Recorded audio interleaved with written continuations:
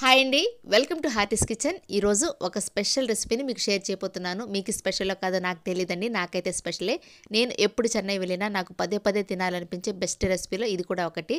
మనం డిఫరెంట్ ప్లేస్లకు వెళ్ళినప్పుడు డిఫరెంట్గా ఫుడ్ అనేది టేస్ట్ చేయాలనుకుంటాము. కానీ నాకైతే ఈ చట్నీ తినాలనిపిస్తుందండి. అదేంటో నాకు తెలీదు. ఈ చట్నీని తెలుసుకుని నాకు చేయడానికి దగ్గర 1 ఇయర్ అయితే పట్టింది. ఎందుకంటే ప్రతి రెసిపీలో సీక్రెట్స్ అనేవి ఖచ్చితంగా ఉంటాయండి. అవి తెలుసుకొని మీకు షేర్ చేయడమే కదా నా మోటో. అందువల్ల లేట్ అయింది. చేయకుండా ప్రాసెస్ అయితే స్టార్ట్ చేసేస్తానండి. ఒక మిక్సీ జార్ తీసుకొని మనం కొబ్బరి పలుకులు వేసుకోవాలి. ఈ కొబ్బరిని వెనక తురిమేసుకోవాలండి. మనం వైట్ పార్ట్ మాత్రమే వేసుకోవాలి. అరచెక్క కొబ్బరికాయ వేసుకుంటే సరిపోతుంది. కొబ్బరి ముక్కలు వేసుకున్న తర్వాత 1 కప్పు తినే శనగపప్పు వేసుకోవాలి. దీంతోపాటు 4 పచ్చిమిర్చి వేసుకోవాలి.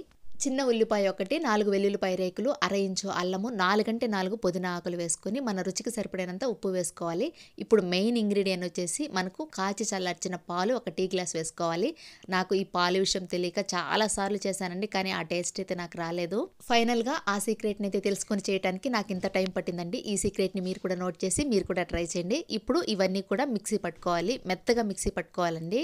నీళ్లు అసలు వేయద్దండి. నీళ్లు ప్లేస్లో కావాలనుకుంటే మీరు పాలు వేసుకుంటే సరిపోతుంది. ఇలా గట్టిగానే చట్నీని పట్టుకొని ఒక గిన్నెలోకి వేసుకొని దీనికి మనం పోపు పెట్టుకోవాలి.